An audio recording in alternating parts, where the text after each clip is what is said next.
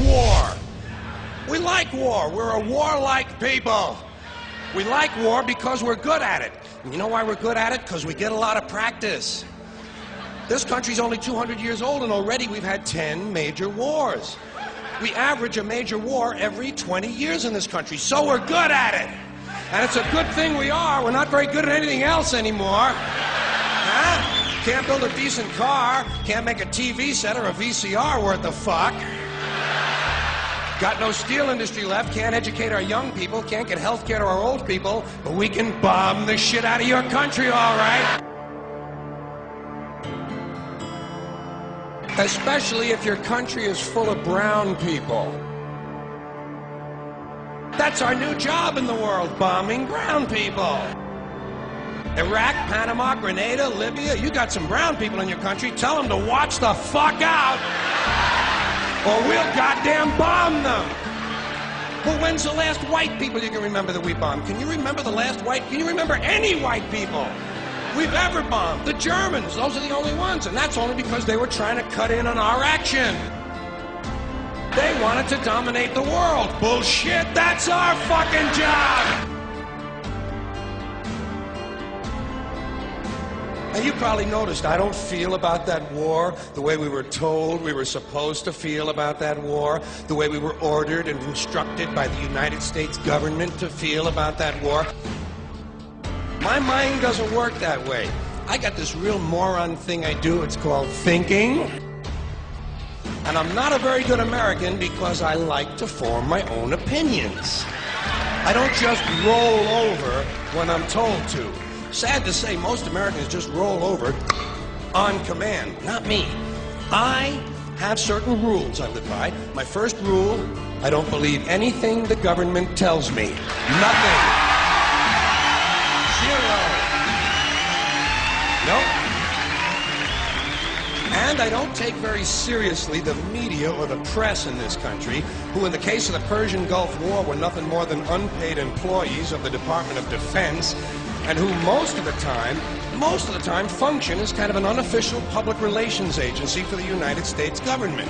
So I don't listen to them, I don't really believe in my country, and I gotta tell you folks, I don't get all choked up about yellow ribbons and American flags. I consider them to be symbols, and I leave symbols to the symbol-minded.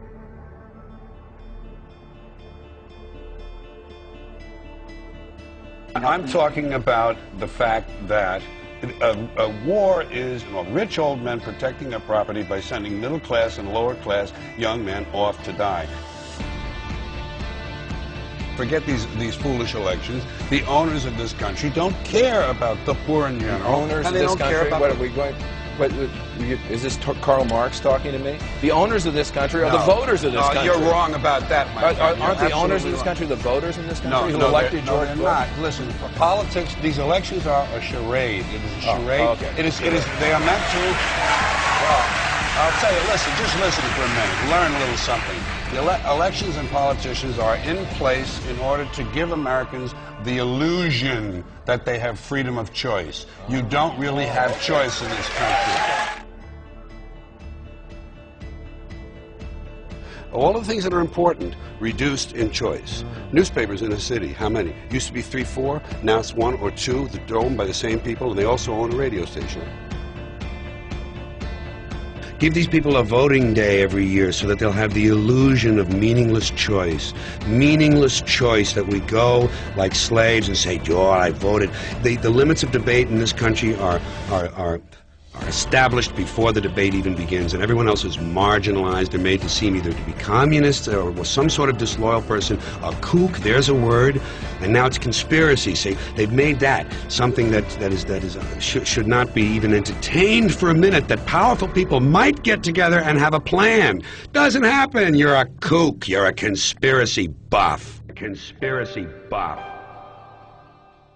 Okay. Not as a result of a conspiracy, but because... You don't need a formal conspiracy. Right. When interests converge, these people went to the same universities and fraternities, they're on the same boards of directors, they're on the same country clubs, they have like interests, they don't need to call a meeting, they know what's good for them, and they're getting it. And there used to be 7 oil companies, there are now 3, it will soon be 2. The things that matter in this country have been reduced in choice. There are 2 political parties, there are a handful of insurance companies, there are about 6 or 7 information things. But if you want a bagel, there are 23 flavors because you have the illusion. You have the illusion of choice. Right. You don't get the real important choice. There's no freedom of choice. That's a great point.